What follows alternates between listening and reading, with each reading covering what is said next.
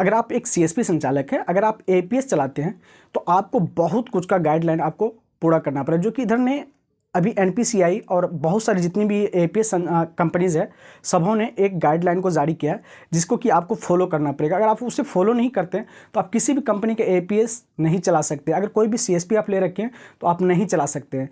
है गाइज, मेरा नाम है मिराज सिद्दीकी और आप देख रहे हैं मिराज मॉनिटर। मैं आज बात करने वाला हूँ कि आप एपीएस किस तरह से जो चलाएंगे और गाइडलाइन क्या क्या पेश की है एनपीसीआई ने, तो उसको आपको क्या क्या फॉलो करना है, क्या क्या आपको नहीं करना है, ये सब सारी कुछ मैं आपको इसी वीडियोस में बताने वाला हूँ। आप इससे पहले देखते होंगे कि आपका जो भी आप बैंक ऑफ बड़ौदा का अगर साइट पे आप जाते होंगे तो उसका बैंक ऑफ बड़ौदा का साइट पे आपको सस्पेक्टेड फ्रॉड आती थी और इसके पीछे क्या रीजंस था, आज इसके बारे में भी मैं आपको बताऊंगा। ये सारी बातें अभी 1-2 दिन पहले की अपडेट है जो कि एनपीसीआई ने खुद ब खुद ये लागू किया है। तो आपको खुद से बचना भी है, आपकी सेफ्टी के लिए भी उन्होंने ये नियम लाया है और कस्टमर का भी सेफ्टी के लिए ये जो है नियम लागू किया गया है। तो ये सब कुछ आपको देखना है, ठीक है। तो ये आज सारी डिटेल्स मैं आपको इस वीडियोज़ में बताने वाला हूँ। गाइज, अगर आपने हमारे चैनल पे पहली बार आया तो हमारे चैनल को जरूर सब्सक्राइब कर ले, वीडियोज़ को लाइक कर दे। मैं आपके लिए रोज़ इसी तरह कॉन्टेंट लाता ही रहता हूँ। गाइज, हम लोग बात करने वाले कि एनपीसीआई ने क्या गाइडलाइन जारी किया इधर। तो आपका जैसे कि आप अपना अगर कोई भी कंपनीज़ का अगर आप एपीएस ले रखे हैं तो आपको ऐसा भी नहीं, कोई भी सीएसपी या एपीएस संचालक है तो वो आपको 4, 5, 6, 7, 10, 15 तक जो है एपीएस हर कंपनीज़ का वो ले रखा है, ठीक है। तो उसको जो माइंड में ये सेटअप होता है कि हमने तो हर कंपनी के ले रखे हैं, अगर ये बंद हो गया तो उससे हम यूज़ करेंगे, अगर वो बंद हो गया तो इसको यूज़ करेंगे। जी नहीं, बिल्कुल ऐसा नहीं। अगर आपके पास 10 या 12 अगर एपीएस है तो आप उसमें से हमें लगता है कि अगर आप उस एपीएस को अगर खोलेंगे तो मुश्किल से आपको 1 या 2 आपको चालू मिलेगा, बाकी सबको कंपनीज़ ने ब्लॉक कर दी। अभी बिहार का कुछ ऐसा जोन है जिसमें कि अभी कंपनीज़ ने कई जिला को ऐसा किया ब्लैक लिस्ट में डाल दिया। अगर आप वहाँ पे आप सीएसपी लेना चाहते हैं तो आपको सीएसपी नहीं मिलेगी। जैसे एग्जाम्पल में आपको कोसी एरिया में, सीमांचल एरिया में बहुत सारा ऐसा डिस्ट्रिक्ट है जहाँ की फ्रॉड आया था, जिसमें कि पेपर में भी आया था कि 1.5 करोड़ का उसमें फ्रॉड हुआ था। जैसे कि हम आपको ये स्क्रीनशॉट दिखा रहे हैं। तो वहाँ पर क्या होता है कि बहुत सारा ऐसा एपीएस को पकड़ा गया था जो कि फ्रॉड केस में था। तो आपको फ्रॉड नहीं करना है, आपको फ्रॉड से कैसे बचना है, ये सब सारी डिटेल्स मैं आपको बताऊंगा। अगर आप उस नियम को अगर फॉलो नहीं करते हैं तो आपको एनपीसीआई गाइडलाइन के मुताबिक आप किसी भी एपीएस को यूज़ नहीं कर सकते हैं। अगर कोई भी एपीएस लेते हैं तो आपको तुरंत बंद कर दिया जाता है। रीज़न्स इसका ये होता है कि आप जो भी एपीएस लेते हैं, आप अपने नाम से अगर कोई भी एपीएस लेते हैं तो आपका ही आधार कार्ड, पैन कार्ड, वहाँ पे पासबुक वहाँ पे देना होता है। आप अगर दूसरे नाम से लेते हैं या तीसरे नाम से लेते हैं, कितना आप चेंज करेंगे, हर नाम पे रजिस्टर हो जाता है वहाँ पे एपीएस। तो आपको बहुत कुछ को उसमें फॉलो करना पड़ेगा। सबसे पहले तो आप लोग मिस क्या कर जाते थे, उस मिस को हमको समझना पड़ेगा पहले, क्योंकि इसके लिए बहुत ज़्यादा सस्पेक्टेड फ्रॉड आ रही थी, क्योंकि वहाँ पे बहुत ज़्यादा कंप्लेन इस चीज़ का जा रहा था। पहला आप मिस क्या करते हैं, जब आप किसी भी कस्टमर्स का अगर आप पैसा निकालते हैं तो सबसे पहले आप डायरी मेंटेन नहीं करते हैं। बट एनपीसीआई के मुताबिक या हर कंपनी अपने अपने मुताबिक वो एक डायरी बनाया है, डायरी नोट। शायद आप अगर एपीएस से जुड़े हुए हैं, अगर आपका सीनियर हो सकता है कि शायद अभी तक भेजा या नहीं भेजा, अगर नहीं भेजा हो तो वो आप तक बहुत जल्दी भेज देगा कि आपको किस तरह का डायरी एक मेंटेन करना है। अगर आप एपीएस चलाते हैं, अगर किसी कस्टमर्स का अगर आप विड्रॉल करते हैं तो आपको किस बात का ख्याल रखना है, ये भी आप इस वीडियोज़ में जान लीजिए। आपको सबसे पहले करना है क्या, किसी कस्टमर्स का अगर आप पैसा निकालते हैं तो विड्रॉल करते टाइम आपको क्या क्या बात का ध्यान रखना है, इस बात को आपको हर हाल में आपको लागू करना बहुत ज़रूरी है। हर हाल में इस चीज़ को आपको एक्सेप्ट करना ही पड़ेगा। अगर किसी भी कस्टमर्स का आप पैसा निकालते हैं तो सबसे पहले आपको 100 का मल्टीपल में ही आपको पैसा निकालना है। दूसरा, उस कस्टमर्स का नेम आपको डालना मोस्ट है। तीसरा, उसमें उसी कस्टमर्स का हो सके तो आपको मोबाइल नंबर भी डालना बहुत ही मोस्ट है। फिर उसके बाद जो भी आप पैसा निकाल रहे हैं आपको 100 का मल्टीपल में ही निकालना है वो पैसा, ठीक है। अगर आप इससे हट करके आप अगर काम करते हैं तो फिर आपके लिए दिक्कत हो सकती है। हो सकता है कि आपको आने वाला टाइम में आपका एपीएस भी बंद कर दिया जा सकता है।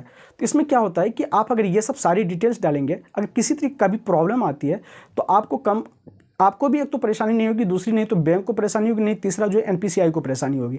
आप अगर पैसा निकालते हैं तो ये नहीं कि डायरेक्ट आप बैंक से काट लेते हैं। वो पैसा क्या होता है कि एनपीसीआई का अकाउंट में जाता है, फिर वहाँ से ये पैसा आप तक पहुँचता है, ठीक है।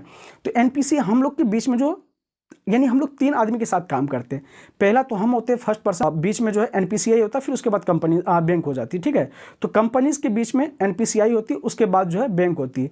जब पैसा आप निकालते हैं तो एनपीसीआई के अंडर आता है, वहाँ पे सारा डेटा जाता है, फिर उसके बाद जो है यहाँ पे आपका वॉलेट तक आता है। तो ये 3 चीज़ का हमेशा आपको ख्याल रखना है, इस चीज़ को कभी भी आपको मिस नहीं करना।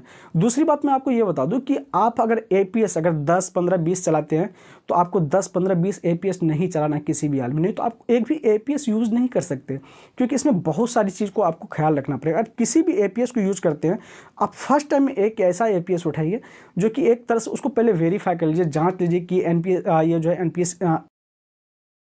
एनपीसीआई की तरफ से पूरे सक्सेसफुल है या नहीं है। क्योंकि बहुत सारी ऐसी एपीएस भी है अपनी मार्केट में जो कि पैसा क्या करते हैं, आप पैसा विड्रॉल तो करते हैं, जब उसको ज़्यादा पैसा आ जाता है तो क्या करता है, अपना जो है बोरा सब कुछ लेकर के बंद करके आराम से निकल जाता है। तो आपको ऐसा भी नहीं करना है कि ओलझोल कंपनी में नहीं पड़ना है, आपको पहले उसको जांचना है, जांच पड़ताल करना है कि ये कंपनी सही है या गलत है, फिर उसके बाद आपको एपीएस लेना है उस कंपनी से, ठीक है। जो भी कंपनी, मार्केट में बहुत सारी ऐसी कंपनी है, तो आपको उसी मुताबिक आपको लेना है। तो आपको पहले जांच पड़ताल करना। आप लोग कहाँ फंस जाते हैं, जैसे कि वो सब जो कंपनी कहती है कि ये कंपनीज भाग गई, ये कंपनीज भाग गई, तो आपको क्या करना है कि आपको ये पहले देखना है कि मार्केट में कौन सी एपीएस चल रही है, क्या मार्केट में ये कहाँ कहाँ चल रही है।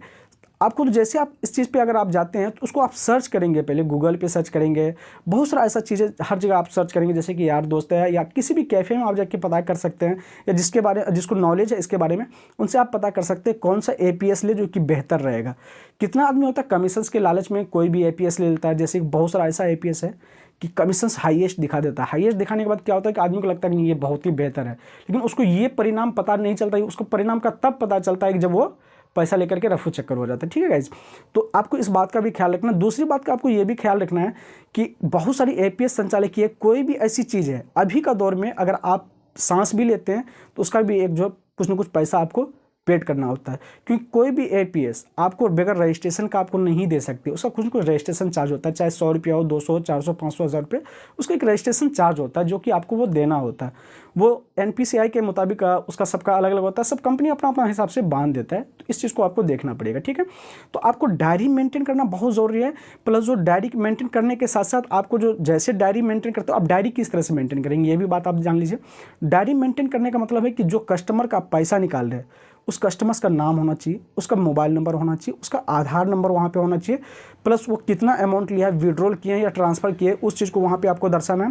फिर उसके बाद उसका उसका जो सिग्नेचर या जो आप अंगूठा ले सकते हैं, ठीक है, ताकि अगर कल चल करके वो कस्टमर्स अगर आपके पास आते हैं तो वो ये ना कह सके कि हम आपके पास पैसा निकाले थे और जो है ये मेरा पैसा आप ज़्यादा निकाल लिए।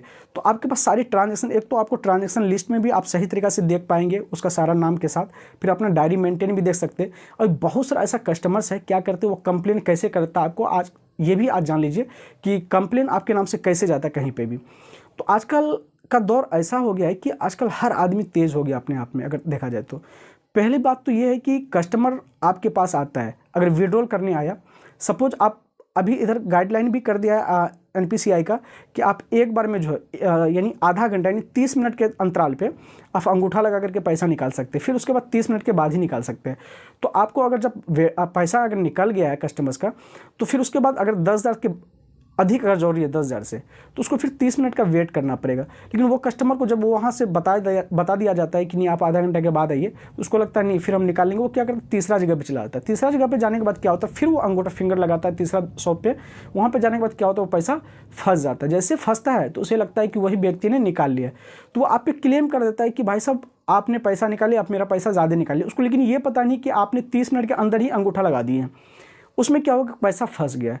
और एनपीसीआई ने ये 30 मिनट का गाइड इसलिए दिया था क्योंकि पहले पैसा फंसता था तो पता ही नहीं चलता था कि आप किस टाइम ये किए थे। एक ही बार में 4, 5, 6 ट्रांजैक्शन आप कर लेते थे, और ट्रांजैक्शन भी नहीं होता था, उसमें से कई ट्रांजैक्शन था कई जो फेल हो जाता था। तो फेल में कई ऐसा होता था कि सर्वर डाउन होने के कारण वो पैसा फंस जाता था, तो जहाँ पे दिक्कत होती थी। तो इस चीज़ का आपको हमेशा ख्याल रखना है कि जब तक आप डायरी मेंटेन नहीं करेंगे तब तक आपके लिए दिक्कत है। अगर किसी तरह का अगर आप पे ये गांज गिरती है तो आपके पास एक ही सबूत है, वो डायरी मेंटेन। आप तुरंत उस डेट का डायरी निकाल करके आप देख सकते हैं, या अगर कोई आता है देखने के लिए तो आप उसे दिखा सकते हैं। तो आप एक चीज़ का और ख्याल रखिए कि आप 4, 5, 6, 7 ऐसा जो है एपीएस यूज़ ना करें, एक ही सिंगल एपीएस यूज़ करें, जिससे कि आपको बहुत सारी बेनिफिट होगी। अगर आप इस चीज़ को अगर फॉलो करते हैं तो आपके लिए बेहतर होगा। अगर आप फॉलो नहीं करते हैं, अगर किसी तरह के अगर उसमें आपको कमी पकड़ी जाती है एपीएस के एनपीसीआई के द्वारा, तो आपका हर आईडी को ब्लॉक कर दिया जाता है, ठीक है। आईडी को ब्लॉक करने से पहले आपको सूचित करती है कि आपका डिवाइस को कंपनीज ब्लॉक कर देती है, एनपीसीआई ब्लॉक करती है, लेकिन आपको लगता है कि नहीं सस्पेक्टेड फ्रॉड आ रहा है, बट ऐसा कोई बात नहीं, क्योंकि आपका कहीं ना कहीं मिस्टेक पकड़ता है, इसलिए वो ब्लॉक कर दिया जाता है। तो इस चीज़ का हमेशा ख्याल रखें। अभी कुछ दिन पहले की बात है कि मेरे पास बहुत सारी ऐसी केस आई कि सर मेरा डिवाइस जो है ब्लॉक हो गया, बहुत सारा कैसा हुआ कि आईडी भी ब्लॉक हो गया। जिसका कि आईडी ब्लॉक हो गया, अभी कंपनीज ने क्या कर दिया, एक एग्रीमेंट पेपर वो दे रही है जिसमें कि हमने कई को फॉलो करवाया, जैसे कि हम आपको दिखा रहे हैं, इस टाइप का आपको उसमें उसका डिटेल्स भरना पड़ता है, साथ में आपको 3 व्यक्ति का भी नाम डालना होता है। अगर आप किसी तरह का अगर घपला करते हैं तो उसका जिम्मेवार आप खुद होते हैं। अगर किसी तरह की अगर मैटर आती है या पुलिस केस होता है, कुछ भी होता है, तो वो आपको सोल्व करना पड़ेगा, ठीक है। उसमें कंपनीज कोई जिम्मेवारी नहीं लेती, क्योंकि इधर बहुत सारी कंपनीज को काफ़ी ज़्यादा नुकसान हुआ है। आई होप कि आपको हमारी बात को समझ पाए होंगे। अगर किसी तरह की आपको डाउट है तो आप हमसे कांटेक्ट कर सकते हैं। अगर आप रॉयनेट एक्सप्रेस अगर आप सीएसपी लेना चाहते हैं तो उसके लिए भी आप हमसे कांटेक्ट कर सकते हैं। अगर आप डिस्ट्रीब्यूटर भी बनना चाहते हैं तो उसके लिए भी आप हमसे कांटेक्ट कर सकते हैं। मिलते हैं आपको नेक्स्ट